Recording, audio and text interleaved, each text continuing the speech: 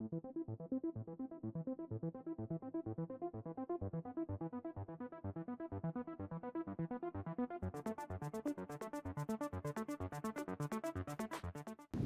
everyone, welcome back to the range. My name is Matt. It's standard ammunition test today. Our flavor of choice is 9mm, 115 grain full metal jacket, 9mm NATO. In full transparency, this ammunition was donated by Sam at S.G. Ammo. He's been a huge supporter of the channel over the years, and he always seems to get in these different imported ammunition types from various different parts of the world. And you guys usually come to me asking me what it's going to do, so I try to give you in a nutshell what kind of velocity and potential accuracy you can expect out of it, and if we have any reliability issues in our different gun types. I have 5 different barrel lengths afforded to us: a 3-inch, 4-inch, 4.5, a 7.72, and 16. I have some other different intermediate ones in there, but those are usually the 5 barrel lengths that we stick to in 9mm. I'll have to annotate what the temperature was on the day of recording the velocity and accuracy and closing portion, because I actually forgot to record the introduction, so here I am probably 2 weeks later recording the introduction so I can get this video through post and get it published for you all. Up first, we'll start with our shortest barrel length, which is our Springfield Hellcat 3-inch barrel. I love the factory sights on here. I put the Apex flat face trigger kit in here. I love the 13-round magazines in this very compact little package. If I forgot to mention in the opening, I got a new set of Eye Pro and Ear Pro to try out. There are links in the description below. Insert the shill mode. These are the Gators Spectres. They are aluminum frame with A.N.Z.E approved high contrast lenses. And I have the Axel or Axial or Achwell. That Mr. Ahmed Foley is here to see. Axel Foley. Axel. Achwell. Axel. GS2 Extremes in here. They have the revised tip for shooting, and I think they do USB-C now versus the USB micro. Without further ado,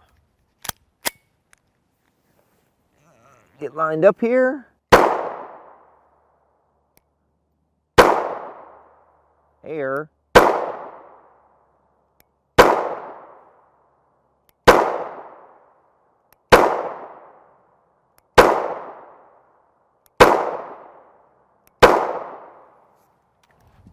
Grab one more there.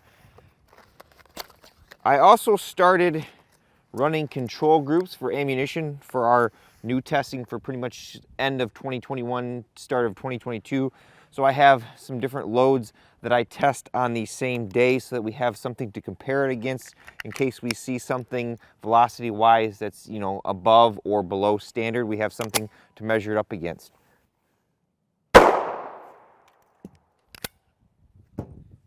And now for our 4-inch, this is a Palmetto State Armory Dagger, very much a Glock 19 clone. All the patents or whatever had expired on that, and there are quite a few parts that carry on over from the Gen 3 Glock 19 to this particular model. They did change the trigger. It's got a hinge trigger like a Smith & Wesson M&P. The slide is a little different, but these are very economical pistols.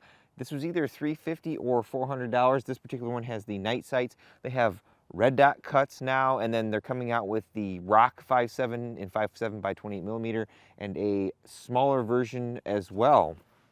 It takes our Glock magazines as it would, or as it should, I should say.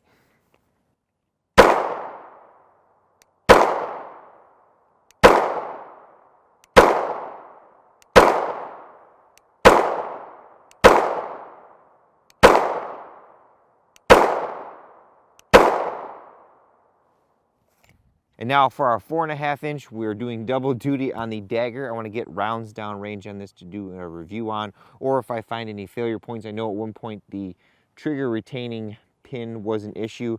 So far, mine doesn't seem to be moving at all.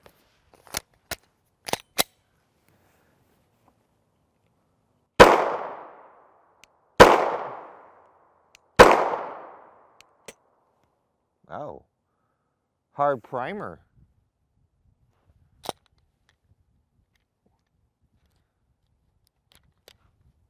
Or didn't load. That's interesting. I'll have to look at the footage and see if what happened there.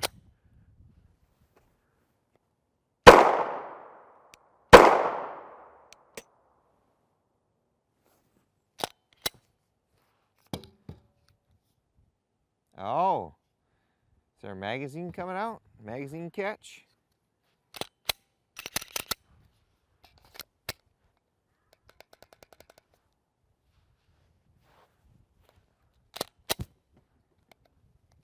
Maybe I'm hitting the release because I'm shooting left-handed.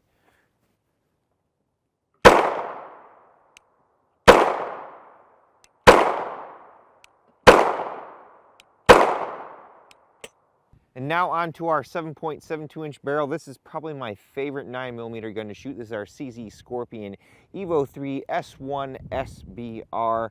Tons of HBI Industries parts on here. Yeti Works switchback. Got the A3 tactical grenade pistol grip up front. Have a primary arms red dot up top with a Midwest Industries quick detach mount. I had the Vortex Crossfire on there, but at 11 it wasn't very bright, and then actually the dot started turning off under recoil, so I sent it in for warranty. So we put the primary arms on here. It has the shake awake or turn on when it detects movement, so I kind of like this dot a lot better than the Crossfire.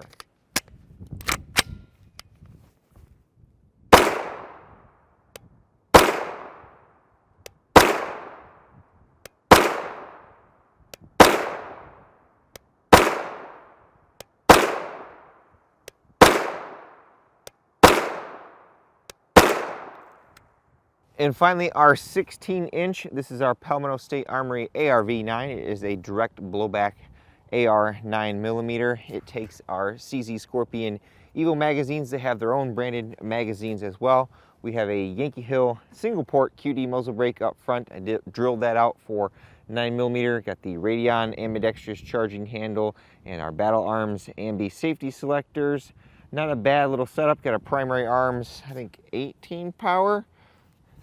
First focal plane scope up top. A little overkill for this package, but it's the scope I use for doing accuracy tests.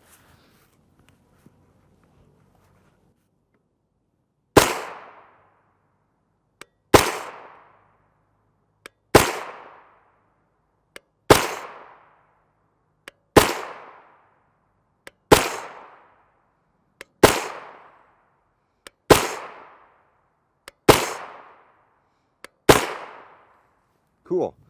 I think the only complaint so far I have with our AR-V9 is it could really use a brass deflector in the upper receiver so that when I do shoot left-handed, I've got a block there for some of the gases and particulate coming back, because I do get sandblasted in the face a little bit. And even when you're shooting suppressed, that little bump there does help direct gases away from your face so that you're not crying a lot.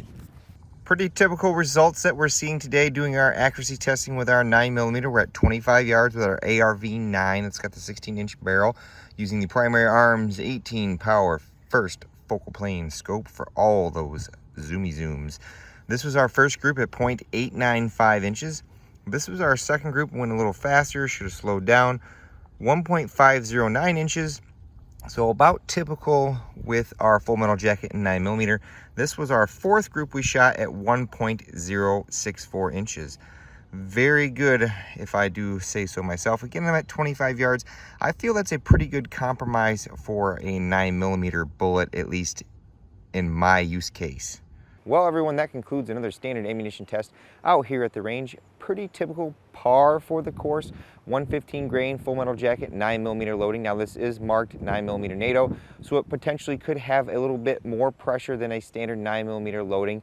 I like that the primers are sealed. They appear a little bit on the harder side based on some of the firing pin indentations that I've seen in the collected brass. Didn't have any split casings. Our accuracy was pretty much, average for what we see with our full metal jacket. At the end of all my videos, I take a moment to thank all those who help make these possible.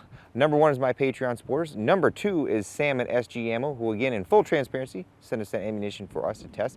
Sam has been a really large supporter of the channel over the years. Pretty much, I will contact him when I see him offering some new import ammunition to test, because there's a lot of people who see that being offered and they want to know what it's all about because it's got some weird name or comes from some country that you've never heard of. Of course, number three is you all for watching. Until next time, I'll catch you at the range.